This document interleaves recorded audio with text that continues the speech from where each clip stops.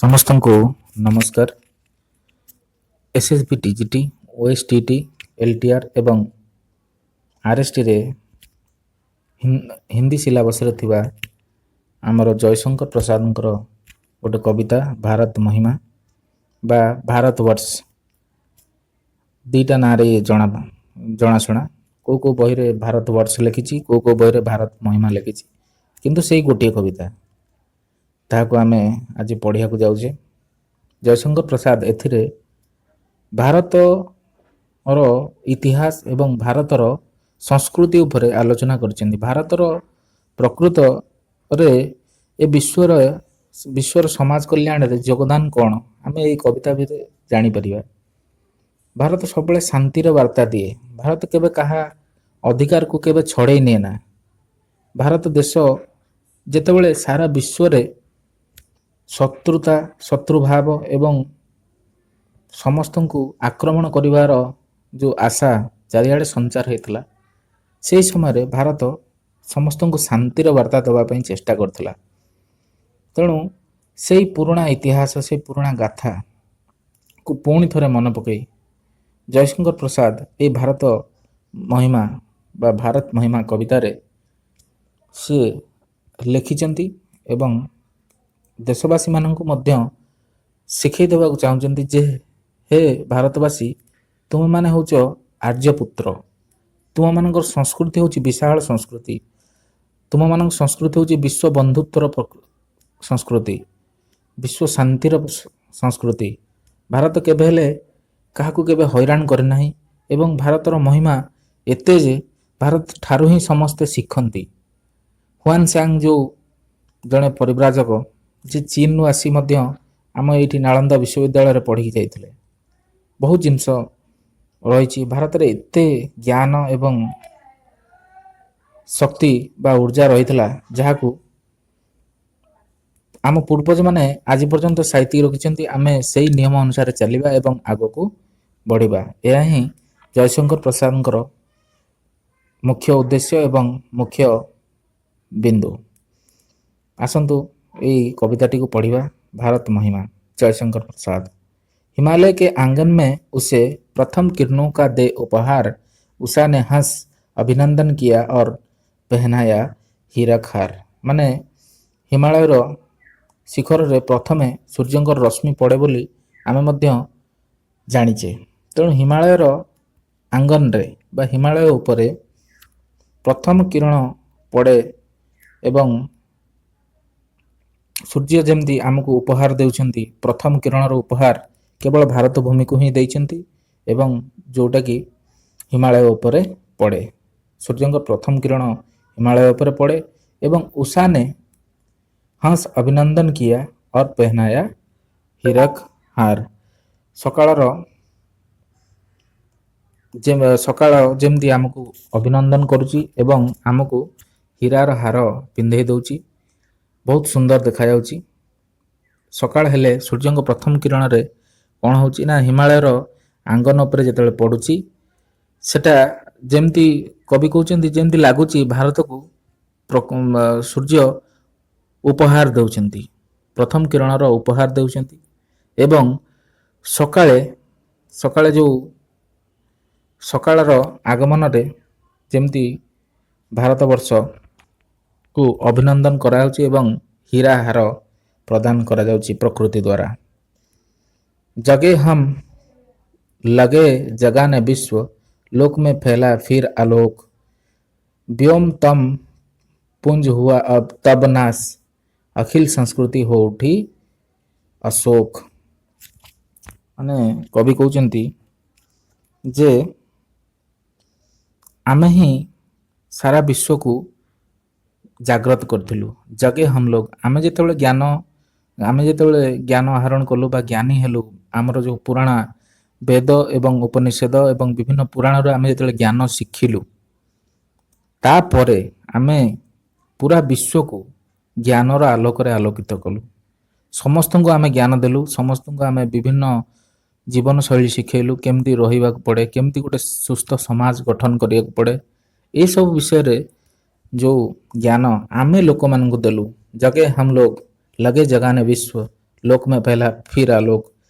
ମାନେ ଆମେ ଯେତେବେଳେ ଜାଗ୍ରତ ହେଲୁ ବା ଆମେ ଯେତେବେଳେ ଜ୍ଞାନ ଆହରଣ କଲୁ, ଯେତେବେଳେ ଆମେ ନିଜେ ଜାଗ୍ରତ ହେଇଗଲୁ ବା ଆମ ସଂସ୍କୃତିକୁ ଆମେ ତିଆରି କଲୁ, ଭାରତୀୟ ସଂସ୍କୃତିକୁ, ସେ ଭାରତୀୟ ସଂସ୍କୃତିର ପ୍ରଭାବ ସାରା ବିଶ୍ୱରେ ପଡ଼ିଲା ଏବଂ ସମସ୍ତେ ସୁସ୍ଥ ଜୀବନ ଯାପନ କରିବା ଏବଂ ଆଦର୍ଶ ଜୀବନ ବା ଆଦର୍ଶ ସମାଜ ଗଢ଼ିବାର ଯେଉଁ ପ୍ରୟାସ ସମସ୍ତେ ଆମଠାରୁ ହିଁ ଶିଖିଲେ।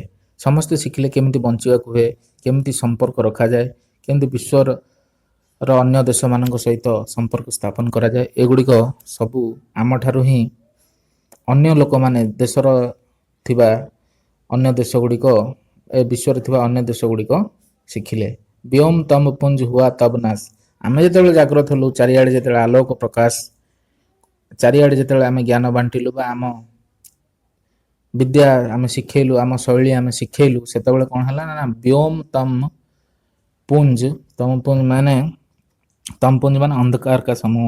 ବ୍ୟୋମ ମାନେ ଆକାଶରେ କ'ଣ ହେଲା ନା ଆକାଶରେ ଯେଉଁ କଳା ବାଦଲ ଥିଲା, ଯେଉଁ ଆକାଶରେ ଯେଉଁ ଅନ୍ଧକାର ଥିଲା, ସେ ଅନ୍ଧକାର ଗୁଡ଼ିକ ନାଶ ହୋଇଗଲା। କାହିଁକିନା ଚାରିଆଡ଼େ ଅନ୍ଧକାର ଛାଇ ଯାଇଥିଲା। ସମସ୍ତେ କ୍ରୂର ହେଇ ଯେମିତି ପୂର୍ବ ଯୁଗରେ ବଞ୍ଚୁଥିଲେ, ଜଣେ ଆଉ ଜଣଙ୍କୁ ଅଧିକାରକୁ ଛଡ଼େଇ ନେଉଥିଲା। କିନ୍ତୁ ଆମେ ଯେତେବେଳେ ଜାଗ୍ରତ ହେଲୁ, ସେତେବେଳେ ସବୁଆଡ଼ୁ ଅନ୍ଧକାର ଦୂରୀଭୂତ ହୋଇଗଲା ଏବଂ ଅଖିଳ ସଂସ୍କୃତି ଗୋଟେ ତିଆରି ହେଲା। ସମସ୍ତେ ବଞ୍ଚିବାର କଳା ଏବଂ କୌଶଳ ଶିଖିଲେ। ଅଖିଳ ସଂସ୍କୃତି ହୋ ଉଠି ଅଶୋକ। ଅଶୋକ ମାନେ ହେଉଛି ଶୋକ ରହିତ ବା ଦୁଃଖ ସେ ମୁକ୍ତ। ସମସ୍ତେ ଦୁଃଖରୁ ଦୂର ହେଲେ ଏବଂ ସମସ୍ତଙ୍କ ଘରେ ଖୁସି ଆସିଲା ଏବଂ ସମସ୍ତେ ଆମଠାରୁ ଶିଖିଲେ। ଆମେ ହିଁ ଶିଖେଇଛୁ ପୁରା ବିଶ୍ୱକୁ କେମିତି ବଞ୍ଚିବାକୁ ହୁଏ, କେମିତି ଗୋଟେ ଆଦର୍ଶ ସମାଜ ସ୍ଥାପନ ହୁଏ, କେମିତି ରାଜା ଶାସନ କରନ୍ତି, କେମିତି ଜନତାଙ୍କର ପ୍ରଭାବ ରୁହେ। ଏସବୁ ବିଷୟରେ ଆମେ ହିଁ ସାରା ବିଶ୍ୱକୁ ଶିଖେଇଛୁ। ଆଉ ଆମେ ଯେତେବେଳେ ଶିଖେଇଲୁ, ସେତେବେଳେ ହିଁ ସାରା ବିଶ୍ୱ ଆଲୋକିତ ହେଲା ଏବଂ ସାରା ବିଶ୍ୱ ଜାଣିଲା ଯେ କିଭଳି ଭାବରେ ସୁସ୍ଥ ସମାଜର ଗଠନ ହୁଏ, କିଭଳି ଭାବରେ ଆଦର୍ଶ ଜୀବନ जी हुए। विमल वाणी ने बीणा ली कमल कोमल कर में सप्रीत सप्त स्वर सिंधु सप्त सिंधु में उठे छिड़ा मधुर श्याम संगीत।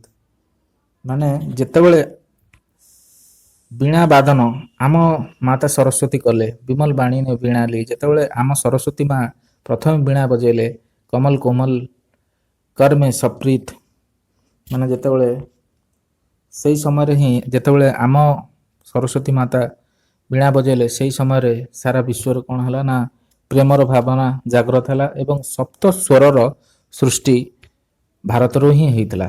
ଏବଂ ସପ୍ତ ସିନ୍ଧୁ ମେ ଉଠେ ଛିଡ଼ା ତବ ମଧୁର ଶ୍ୟାମ ସଙ୍ଗୀତ।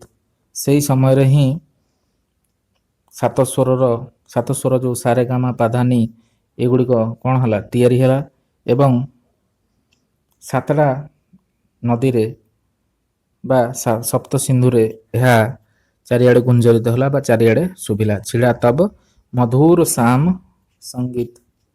ସାମବେଦରେ ଆମ ସାମବେଦ ଯେଉଁ ଏଠି ଶ୍ୟାମ ସଙ୍ଗୀତ ମାନେ ହେଉଛି ସାମବେଦରେ ଯେଉଁ ସଙ୍ଗୀତ ଥିଲା, ଆମେ ପ୍ରଥମେ ତାକୁ ଶିଖିଲୁ। ଶିଖିଲା ପରେ ଏହି ସାରେଗାମା ପାଧାନି ଯେଉଁ ସାତ ସ୍ୱର ଆମେ ସମସ୍ତଙ୍କୁ ଶିଖେଇଲୁ ଏବଂ ସାରା ବିଶ୍ୱବାସୀ ଜାଣିଲେ ଯେ ଏଇ ସାତଟା ସ୍ୱରରେ ହିଁ ସମ୍ପୂର୍ଣ୍ଣ ସଙ୍ଗୀତ ଜଗତକୁ ମଧୁର କରିହେବ ଏବଂ ସମ୍ପୂର୍ଣ୍ଣ ଗୀତକୁ ଏଇଥିରେ ବୋଲି ହେବ ବୋଲି। ଆମେ ହିଁ ପ୍ରଥମେ ସାମବେଦରୁ ସଙ୍ଗୀତ ଶିଖିକି ଆମେ ସମସ୍ତଙ୍କୁ ଶିଖେଇଥିଲୁ। ଆଉ ଆମ ସରସ୍ୱତୀ ମାତା ଯେଉଁଦିନ ଠାରୁ ବୀଣା ବାଦନ କରିବା ଆରମ୍ଭ କଲେ, ସେଇଦିନ ଠାରୁ ହିଁ ସାରା ବିଶ୍ୱ ସଙ୍ଗୀତ ଶିକ୍ଷା ଆରମ୍ଭ କରିଥିଲା ଏବଂ ସବୁଆଡ଼େ ସାତ ସ୍ୱରର ପ୍ରଚାର ହେଇଥିଲା ଏବଂ ସମସ୍ତେ ସଙ୍ଗୀତ ବିଷୟରେ ଜାଣିଥିଲେ। बचाकर बीज रूप से सृष्टि नाव पर झेल प्रलय का शीत, अरुण के तन लेकर निज हाथ वरुण पथ में हम बढ़े अभीत।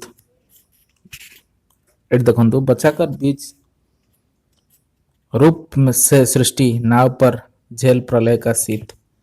माने कहते कवि जयशंकर प्रसाद जे आमे ही ମାନେ ଯେତେବେଳେ ଚାରିଆଡ଼େ ପ୍ରଳୟ ହେଉଥିଲା, ଚାରିଆଡ଼େ ମାନେ ବିନାଶ ଚାଲିଥିଲା, ସେଇ ବିନାଶ ସମୟରେ ଆମେ କ'ଣ କରୁଥିଲୁ ନା ଆମେ ହିଁ ଯେଉଁ ଶାନ୍ତିର ବୀଜକୁ ସ୍ଥାପନ କରିଥିଲୁ ଏବଂ ଶାନ୍ତିକୁ ବଞ୍ଚେଇ ରଖିଥିଲୁ। ଏବଂ ନାଓରେ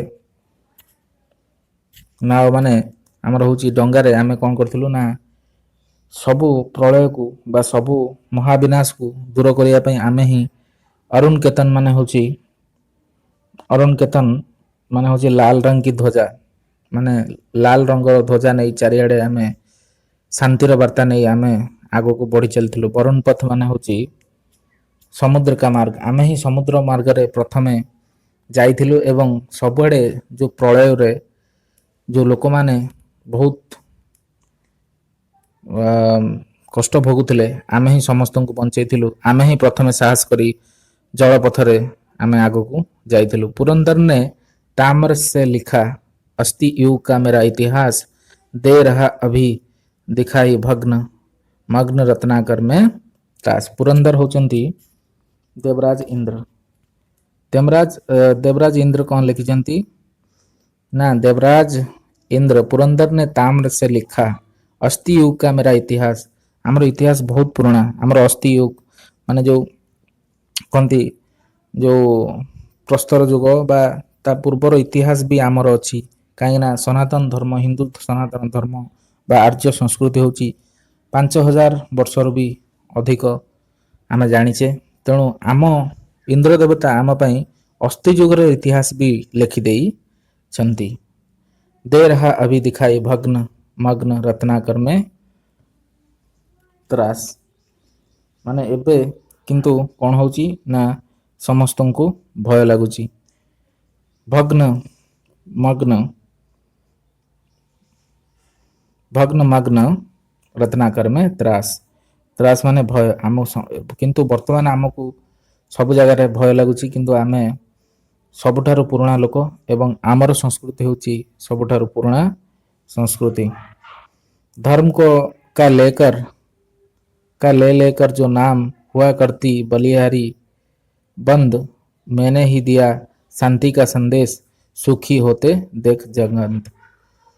माने कवि कहते जे धर्म को लेकिन जो सब विवाद चलता किए क्या हाणिलाणी क्या किए मारिलाणी, जे तू ए धर्म को ग्रहण कर से धर्म को ग्रहण कर, यही सब जिनस को जितेबाला चारिआडे कौन होता ना प्रभावशाली लोक मैंने जितेबाला कौन करते ना आक्रमण करते बा हत्या करते, से समय आम शांतिर संदेश चारिआडे देइथिलु। मैंने ही दिया शांति का संदेश, सुखी होते देखकर जगत। जगत आमको ही देखिकी खुशी होता जे आमे शांतिर वार्ता चारिआडे देइथिलु। आमे काहाकू केबे कष्ट देइनु, आमे भारतीय माने आमे काहाकू केबे कार अधिकार को छड़े नैनु, आमे समस्त को आपणे नवाकू कोले नवाकू सबुबले चेष्टा करछु। आमे समस्त को शांतिर वार्ता देइछु। भिक्षु होकर रहते सम्राट, दिया देखते घर घर घूम, दया दया दिखाते घर घर घूम, यवन को दिया दया का दान, चीन को मिली शील की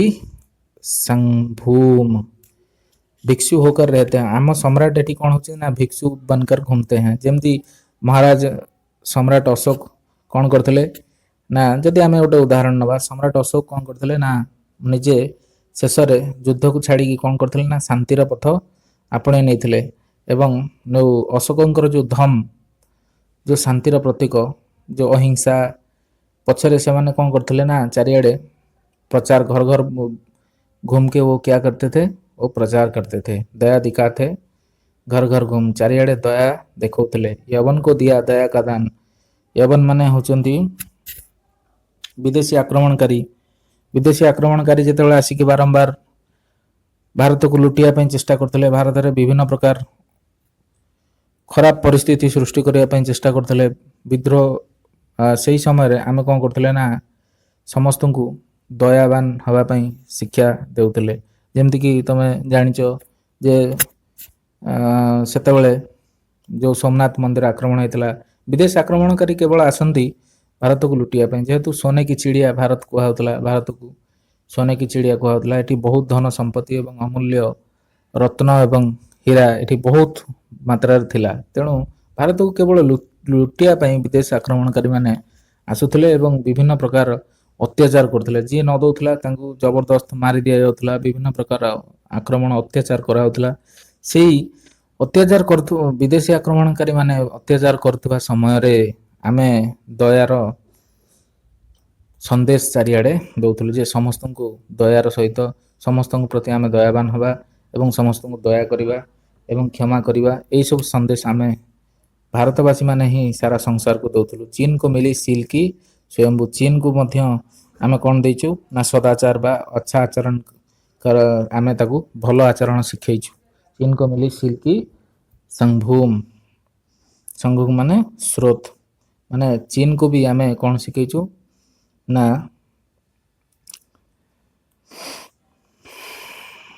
सील व सदाचार आमे शिखेछु। मिला था स्वर्ण भूमि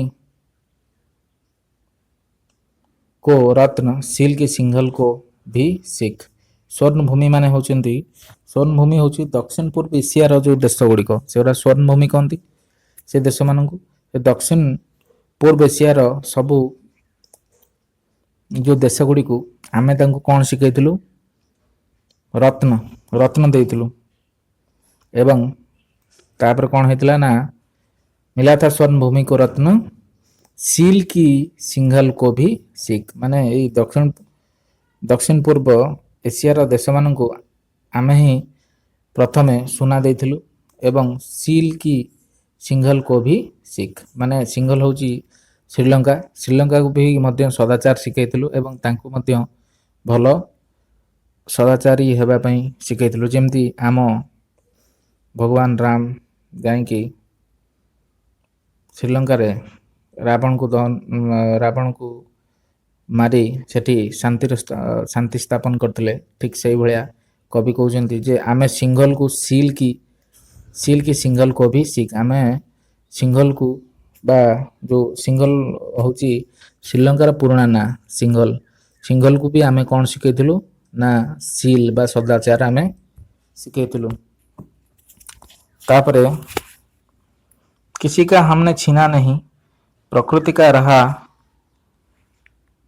पालना यहीं, जातियों का उत्थान पतन आंधी झड़ी प्रचंड समीर। से कहते आमे कवि कहते भारत माने भारतीय माने कहार केबे माने कहार केबे जो अधिकार को केबे छड़े नहीं नांती।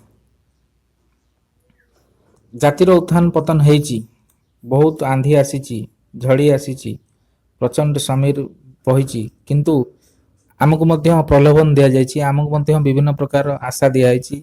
एटा कर दियो सेटा दिया जीवो, सेटा कर दियो सेटा दिया जीवो, किंतु आमे कार अधिकार को छड़े नैनु, समस्त को बंचिबार अधिकार देइछु। प्रकृति का रहा पालना यही, आमे एठी ही प्रकृति को सम्मान दउ। आमे कोन करू ना आमे कहार अधिकार को केबे छड़े नहीं निजे भले रहिबा से कथा आमे शिखिनु।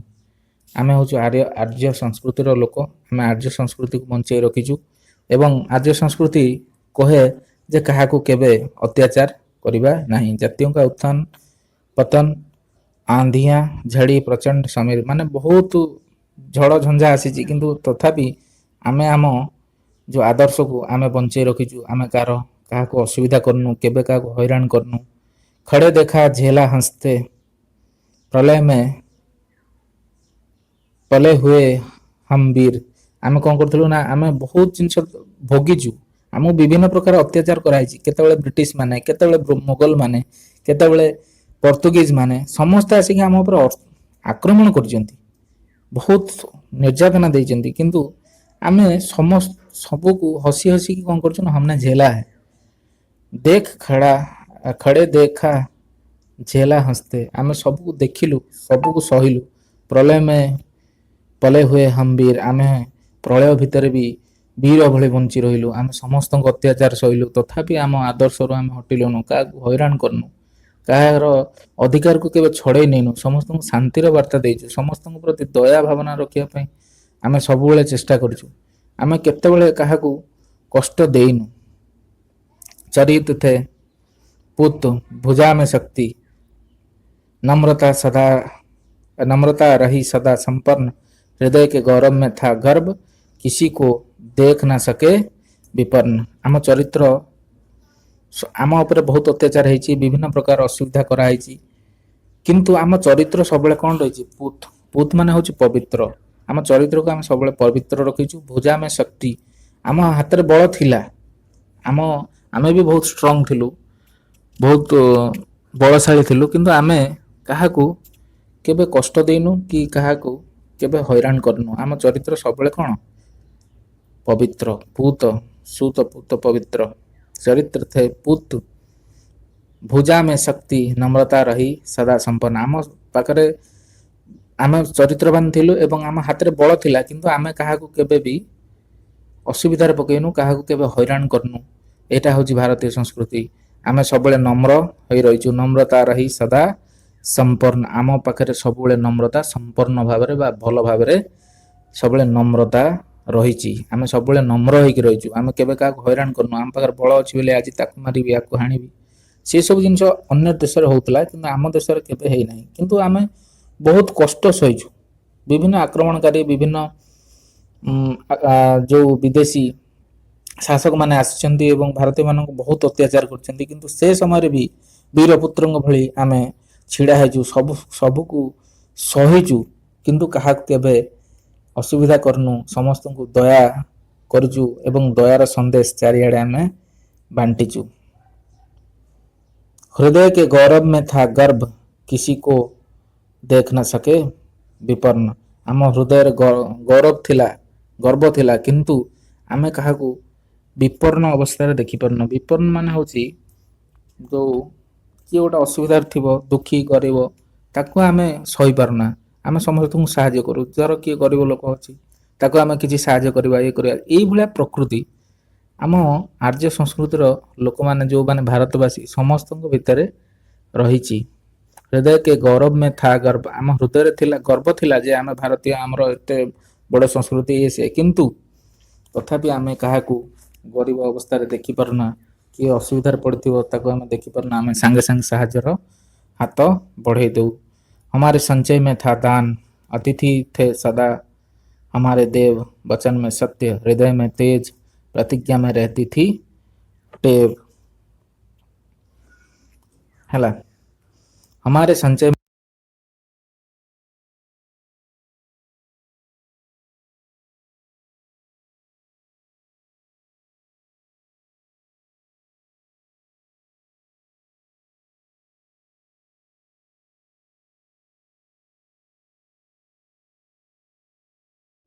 ଆମ ଭିତରେ ଦାନ ଥିଲା। हमारे संचय में था दान अतिथि थे ସଦା ହମାରେ ଦେବ। ଆମେ ସବୁବେଳେ ଅତିଥିଙ୍କୁ ଦେବତା ବୋଲି ଭାବୁ। ହମାରେ ସଞ୍ଚୟ ମେ ଥା ଦାନ, ଆମେ ସବୁବେଳେ ଦାନ କରୁ ବୋଲି ଏଇଟା ଆମର ସଞ୍ଚୟ ଭିତରେ ଆମେ ପୁଣ୍ୟ ଲାଭ କରି ଆମେ ସଞ୍ଚୟ କରି ରଖୁ।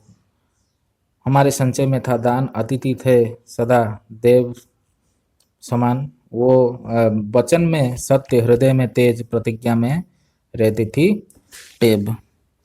ମାନେ ଆମେ ସବୁବେଳେ କ'ଣ କରୁଥିଲୁ ନା, ଯାହା ଯେମିତି ଅତିଥି ଦେବ ଭବ, ଅତିଥିଙ୍କୁ ଦେବତା ଭଳି ମାନୁଥିଲୁ। ଆଉ ଆମେ ସବୁବେଳେ ଦାନ କରୁଥିଲୁ। ବଚନ ମେ ସତ୍ୟ, ଆମେ ସବୁବେଳେ ସତ୍ୟ ହିଁ କହୁଥିଲୁ। ବଚନ ମେ ସତ୍ୟ ହୃଦୟ ମେ ତେଜ, ଆମ ହୃଦୟରେ କ'ଣ ଥିଲା ନା ବହୁତ ଚମକ ଥିଲା। ଆମେ ସବୁବେଳେ ଓଜ ପ୍ରଭାବଶାଳୀ, ଆମେ ବହୁତ ପ୍ରଭାବଶାଳୀ ଥିଲୁ। କିନ୍ତୁ ଆମେ କେବେ ମିଛ କହୁନଥିଲୁ, ଆମେ ସବୁବେଳେ ସତ କହୁଥିଲୁ। ହୃଦୟ ମେ ତେଜ ପ୍ରତିଜ୍ଞା ଆମେ ରହିଥି ଟେବ୍, ଆମ ସବୁବେଳେ ପ୍ରତିଜ୍ଞାରେ ଆମେ ସବୁବେଳେ କ'ଣ କରୁ, ଆଦତ, ପ୍ରତିଜ୍ଞା କରିବା ଆମର ଆଦତ ଥିଲା। ପ୍ରାଣ ଯାଏ पर ବଚନ ନ ଯାଏ, ଯେମିତି ରଘୁକୁଲ ରୀତ ସଦା ଚଲି ଆଏ। ପ୍ରାଣ ଯାଏ पर ବଚନ ନ ଯାଏ, ଆମେ ସବୁବେଳେ କ'ଣ କରୁଥିଲୁ ନା ଆମ ପ୍ରତିଜ୍ଞାରେ ଆମେ ସବୁବେଳେ ରହୁଥିଲୁ ଏବଂ ଆମ ପ୍ରତିଜ୍ଞା ଆମେ କେବେ ଭାଙ୍ଗୁନଥିଲୁ। ଆମେ ଯାହା କହୁଥିଲୁ ସେୟା ହିଁ କରୁଥିଲୁ। ଏହା ହିଁ ଭାରତୀୟ ସଂସ୍କୃତି ରହିଥିଲା। वही है रक्त वही है देश वही साहस वैसा ज्ञान वही है शांति वही है शक्ति वही हम दिव्य आर्य ସନ୍ତାନ। ଆଜି ବି ଆମେ ସମସ୍ତେ ସେଇ ଆର୍ଯ୍ୟ ସଂସ୍କୃତିର ସନ୍ତାନ। ସେଇ ରକ୍ତ ଆମ ଭିତରେ ଆଜି ବି ପ୍ରବାହିତ ହେଉଛି। वही है रक्त वही है देश, ସେଇ ଦେଶ ଆଜି ବି ଅଛି। वही ସାହସ, ସେଇ ସାହସ ବି ଆଜି ବି ଆମ ଭିତରେ ଅଛି। ସେଇ ଜ୍ଞାନ ବି ଆମ ଭିତରେ ଅଛି, वैसा ज्ञान। वही शांति वही शक्ति वही हम ଦିବ୍ୟ ଆର୍ୟ ସନ୍ତାନ। ଆଜି ବି ଆମେ ଯେଉଁ ଆମେ ଯେଉଁ ଆର୍ଯ୍ୟ ସନ୍ତାନମାନଙ୍କ ଭିତରେ ସେଇ ଶାନ୍ତି, ସେଇ ଶକ୍ତି, ସେଇ ଦିବ୍ୟ ଚେତନା ଆମ ଭିତରେ ଆଜି ବି ଭରି ହେଇ ରହିଛି। ଆମର ସେଇ ରକ୍ତ ଆଜି ମଧ୍ୟ ବହୁଛି। ଓହି ହେ ଦେଶ ଓହି ସାହସ, ସେଇ ଦେଶରେ ଆମେ ରହୁଛେ, ସେଇ ସାହସ ବି ଆଜି ଆମ ଭିତରେ ଅଛି। ସେଇଭଳିଆ ଜ୍ଞାନ ବି ଆଜି ଆମ ଭିତରେ ଅଛି। ସେଇ ଶାନ୍ତିର ପ୍ରତୀକ ବା ଶାନ୍ତିର ବାର୍ତ୍ତା ଆମେ ଆଜି ବି ଦଉଛୁ। ଓହି ହେ ଶକ୍ତି, ସେଇ ଶକ୍ତି ଆଜି ବି ଆମ ଭିତରେ ଅଛି। ଆମେ ହଉଛୁ दिव्य आर्य संतान। जिए तो सदा इसी के लिए वही अभिमान रहे यह हर्ष। ମାନେ ଆମେ ସବୁବେଳେ ଏଇ ଦେଶ ପାଇଁ ହିଁ ବଞ୍ଚିବା ଦରକାର। ଦେଶର ଗୌରବକୁ ଆଗକୁ ନେଇଯିବା ଦରକାର। ଦେଶ ପାଇଁ ହିଁ କାର୍ଯ୍ୟ କରିବା ଦରକାର। ଆମେ ସବୁବେଳେ ଦେଶ ପାଇଁ ହିଁ ବଞ୍ଚିବା ଦରକାର। ଏଇଟା ଆମ ଦେଶ ମହାନ ଦେଶ ବୋଲି ଆମ ଭିତରେ ଅଭିମାନ ରହୁ। ଏହି ଅଭିମାନ ରହେ ଇଏ ହର୍ଷ। ଏଇ ହର୍ଷ ମାନେ ହେଉଛି ଉଲ୍ଲାସ ବା ହର୍ଷ ମାନେ ହେଉଛି ଖୁସି। ଏଇ ଖୁସିରେ ଆମେ ସମସ୍ତେ ବଞ୍ଚିବା ଦରକାର।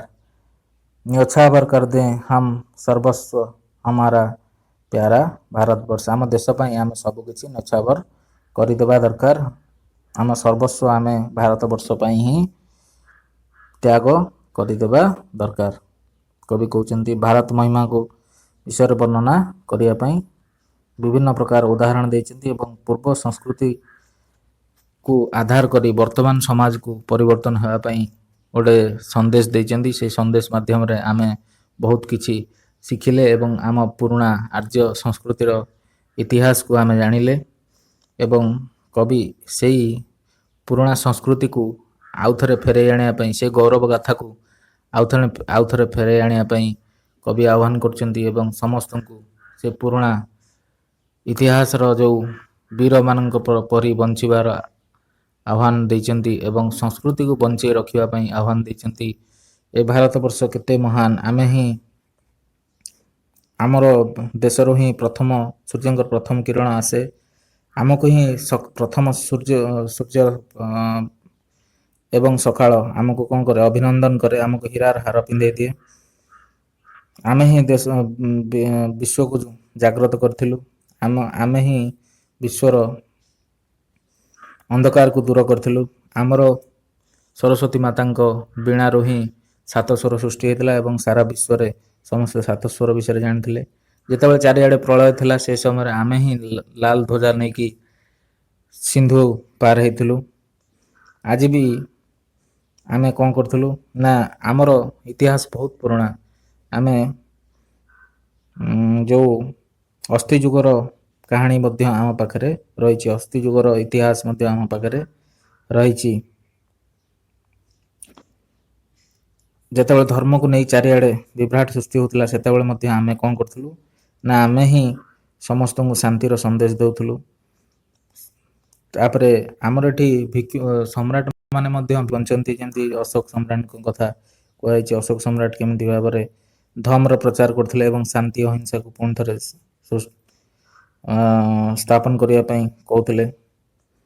ଆମେ ହିଁ ଦକ୍ଷିଣ ପୂର୍ବ ଏସିଆ ଦେଶମାନଙ୍କୁ କ'ଣ ଶିଖେଇଥିଲୁ ନା ସଦାଚାରୀ ହେବା ଶିଖେଇଥିଲୁ, ସିଲ୍ ହେବା ଶିଖେଇଥିଲୁ। ଆମେ ହିଁ ସିଙ୍ଗଲ ଦେଶକୁ ସିଲ୍ ହେବା ଶିଖେଇଥିଲୁ।